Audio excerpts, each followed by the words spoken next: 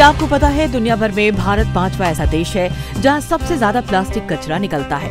भारत में 2020-2021 में करीब 3.5 मिलियन टन प्लास्टिक का उत्पादन हुआ, जिसमें से आधे से ज्यादा का इस्तेमाल सिंगल यूज पैकेजिंग के लिए किया गया।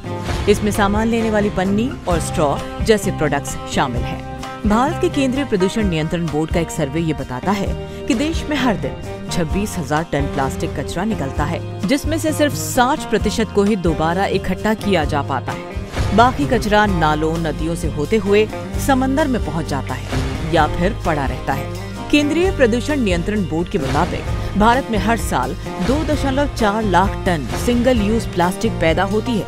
इस हिसाब से हर व्यक्ति हर साल 18 ग्राम सिंगल यूज प्लास्टिक कचरा पैदा करता है।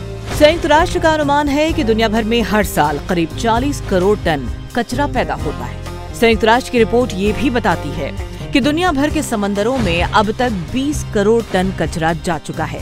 एक्सपर्ट्स का अनुमान है कि अगर कचरा निकलने की रफ्तार यही रही तो 2050 तक समंदरों में मछलियों से ज्यादा प्लास्टिक होगा।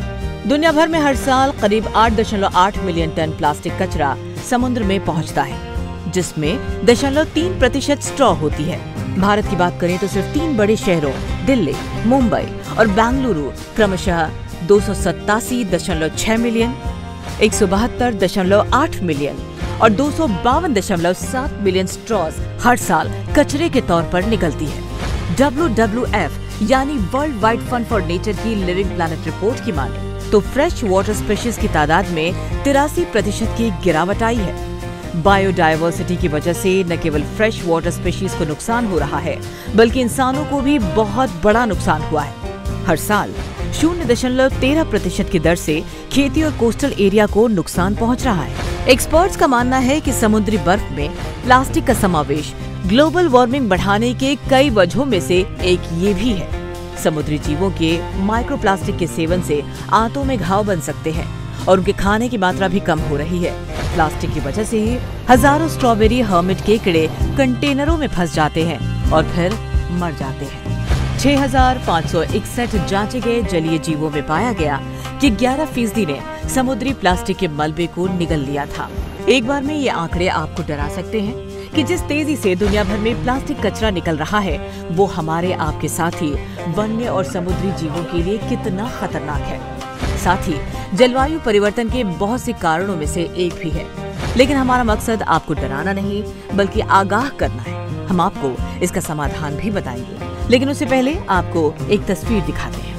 कछुए की नाक में फंसे ये प्लास्टिक स्ट्रॉ है, जिसे किसी ने शायद समुद्र के किनारे कुछ पीने के बाद फेंक दिया होगा और इसने कछुए को कितना नुकसान पहुंचाया, ये आप देख ही रहे हैं। ये स्ट्रॉ जीवों के साथ आपके लिए कितना खतरनाक है, ये भी जान लीजिए।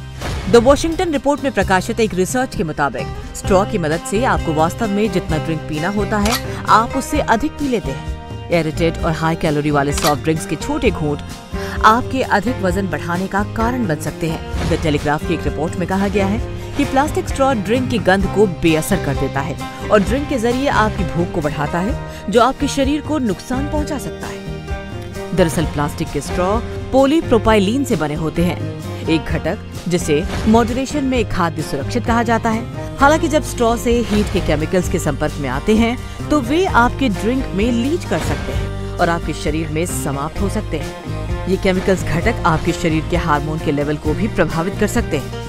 अब आप विकल्प भी जान लीजिए। सबसे पहले तो आप मुमकिन हो तो यूं ही ड्रिंक पिएं, स्ट्रॉ की जरूरत ही न पड़े। लेकिन अगर लें तो वैकल्पिक स्ट्रॉ जैसे कागज या फिर बायोडिग्रेडेबल प्रोडक्ट से बनी स्ट्रॉ का ही इस्तेमाल करें। ये आपकी सेहत को तो सीधे नुकसान नहीं पहुंचाएगी, हाँ इतना जरूर है कि पेड़ों को नुकसान जरूर पहुंचाएगी, जिसका वास्ता कहीं न कहीं आपकी सेहत से ही है। ये तो आप भी जानते ही हैं। तो फिर दिक्कत वही कि आखिर इसका विकल्प क्या है। तो अब देश के वैज्ञानिकों ने इसका भी विकल्प खोज लिया है, जो न केवल आपके लिए फायदेमंद है, बल्कि प्रकृति के लिए भी किसी संजीवनी से कम नहीं है। कैसे, आप खुद ही सुन लीजिए। भारतीय कृषि अनुसंधान संस्थान नई दिल्ली के आनुवांशिकी संभाग से एक हमारी गेहूं की ऐसी जो किस्म है जो विकसित होने जा रही है, जिसका नाम पूसा सृजन है। इस गेहूं के जो टिलर जिसको हम बोलते हैं, जो उससे प्रति हम टिलर 4 से 5 प्लास्टिक जो ये सिंगल यूज बायोडिग्रेडेबल स्ट्रॉज बना सकते हैं, क्योंकि इसका जो टिलर है उसकी लंबाई लगभग 140 सेंटीमीटर है, जिसमें और इसका अगर हम देखें इसका डायामीटर और इसकी जो स्ट्रेंथ अगर हम देखें काफ़ी अच्छी है। और हमने जो ये प्रयोग किया है कि 20 से 25 सेंटीमीटर की जो लंबाई काफ़ी उपयुक्त होती है किसी भी उस ड्रिंक को लेने के लिए, कि 4 से 5 स्ट्रा हम प्रति टिलर के ले सकते हैं। और इनको 1 साल तक अगर हम भंडारण की बात करें तो ऐसे ही अगर हम इसको छोड़ देते हैं तो इसका कुछ नहीं हो सकता है। इसके अलावा हम जब इसको साथ कोई भी लिक्विड या बीवरेजेस या जूस पीते हैं तो इसमें इसका अपना कोई खुद का जो टेस्ट उसमें मिश्रित नहीं होता है और ना ही ये कोई अपना कलर छोड़ती है, जो कि अगर हम देखें तो ये इसको बिल्कुल उपयुक्त बनाते हैं। हमने पाया है कि एसिडिक से लेकर के एल्कलाइन पीएच तक इसके ऊपर कोई असर नहीं पड़ता है और विभिन्न तापमानों पर भी इसकी जो गुणवत्ता में कोई कमी नहीं है। तो प्यारे देशवासियों, थोड़ा सा हम सजग होकर के इस बायोडिग्रेडेबल अल्टरनेट को एक हम चांस देना चाहिए। 2 फायदे तो आपने जान लिए, लेकिन कैसे ये आपकी आमदनी का जरिया भी बन सकती है, हम बताते हैं आपको, जो आपके साथ हजारों लोगों को न केवल रोजगार देगा बल्कि किसानों को भी नई उम्मीद दिलाएगा। गेहूं की किस्म पूसा सृजन के जरिए आप कैसे नया स्टार्टअप डाल सकते हैं और किसानों की जिंदगी में ये कैसे नई रोशनी लेकर आएगा, ये आपको अगले वीडियो में बताएंगे। अगला वीडियो देखने के लिए न्यूज पोटली को सब्सक्राइब करें और अगर आपको ये वीडियो पसंद आया तो लाइक करना ना भूलें। आपके कोई सुझाव हो तो हमें कमेंट बॉक्स में जरूर बताएं।